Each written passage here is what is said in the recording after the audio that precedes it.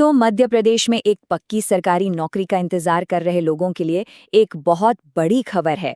एमपीएसबी यानी कि कर्मचारी चयन बोर्ड एक बड़ी भर्ती लेकर आया है और अगले कुछ मिनटों में हम आपको वो सारी जानकारी देने वाले हैं जो फॉर्म भरने के लिए जरूरी है।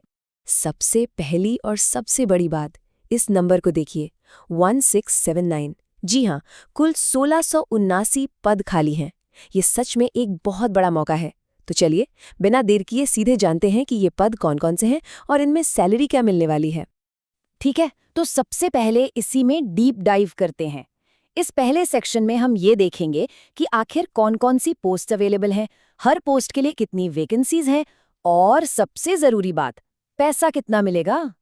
जरा इस पर नजर डालिए। पदों की वैरायटी काफी अच्छी है। फॉरेस्ट गार्ड और जेल वार्डर में सबसे ज्यादा वैकेंसीज हैं, मतलब कुल मिलाकर लगभग 1500 तो यही हो गई।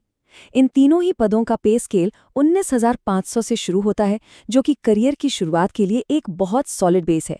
और अगर किसी को ऊंचे पद के लिए अप्लाई करना है तो असिस्टेंट जेल सुपरिंटेंडेंट के भी 25 पद हैं और इसका पे स्केल देखिए 36,200 से शुरू हो रहा है, जो कि वाकई में काफी शानदार है। चलिए, अब ये तो हो गई पदों और सैलरी की बात। अब जो सबसे जरूरी सवाल आता है वो ये है कि इन पदों पर अप्लाई करने के लिए एलिजिबिलिटी क्या है। ये किसी भी कैंडिडेट के लिए सबसे पहला और जरूरी स्टेप है, तो इस पर खास ध्यान दीजिएगा। तो सवाल एकदम सीधा है, क्या आप अप्लाई कर सकते हैं? आइए अब एक एक करके क्वालिफिकेशन, एज लिमिट और फीस की शर्तों को समझते हैं ताकि आप खुद ये तय कर सकें। देखिए, क्वालिफिकेशन को बहुत ही सिंपल और क्लियर रखा गया है। अगर आप फॉरेस्ट गार्ड या फील्ड गार्ड के लिए सोच रहे हैं तो सिर्फ 10वीं पास होना काफ़ी है।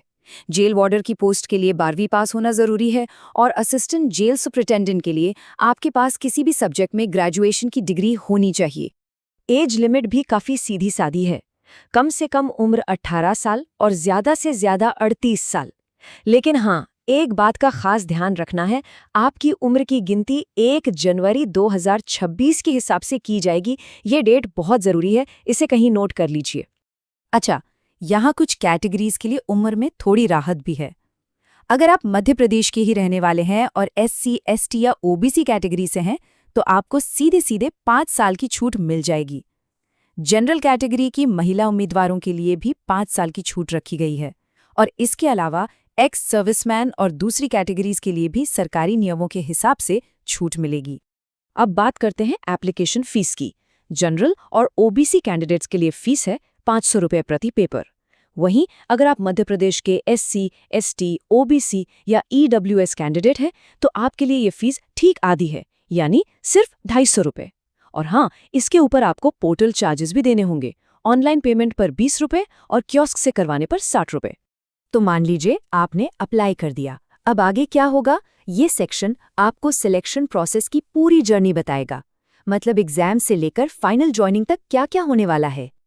देखिए, सिलेक्शन का ये रास्ता 6 पड़ावों से होकर गुजरेगा। आपकी जर्नी शुरू होगी एक कंप्यूटर बेस्ड रिटन एग्जाम से। जो लोग इसे क्लियर करेंगे वो फिजिकल स्टैंडर्ड और फिजिकल एफिशिएंसी टेस्ट के लिए आगे जाएंगे। इसके बाद होगा डॉक्यूमेंट वेरिफिकेशन और फिर मेडिकल एग्जाम, और इन सारी बाधाओं को पार करने के बाद ही आपका नाम फाइनल मेरिट लिस्ट में आ पाएगा। और अब आते हैं सबसे प्रैक्टिकल हिस्से पर कि आपको अप्लाई कैसे और कब करना है। ये वो जानकारी है जो ये पक्का करेगी कि आपसे कोई भी जरूरी तारीख या स्टेप मिस ना हो। इन तारीखों को तो भाई अपने कैलेंडर में अभी के अभी मार्क कर लीजिए या फोन में रिमाइंडर लगा लीजिए। ऑनलाइन एप्लीकेशन 28 फरवरी 2026 से शुरू हो रही है और अप्लाई करने की आखिरी तारीख है 14 मार्च 2026। अगर फॉर्म में कुछ गलती हो जाए तो उसे सुधारने के लिए 19 मार्च तक का टाइम मिलेगा और एग्जाम की डेट भी तय है, 7 अप्रैल 2026।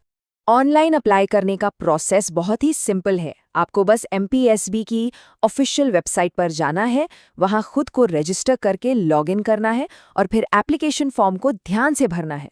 अपनी फोटो, सिग्नेचर और सारे डॉक्यूमेंट्स पहले से तैयार रखिएगा।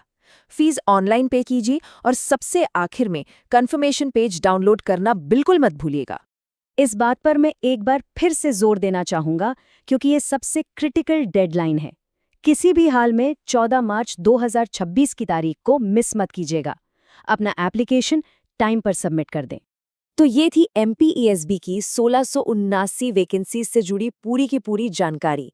उम्मीद है कि इस विश्लेषण से आपको अप्लाई करने में काफी मदद मिलेगी। इस भर्ती से जुड़ा कोई भी ऑफिशियल अपडेट आपसे छूट ना जाए, इसके लिए हमारे चैनल को सब्सक्राइब करके बेल आइकन जरूर दबा दीजिए। आपकी नौकरी की तलाश के लिए ढेर सारी शुभकामनाएं। धन्यवाद।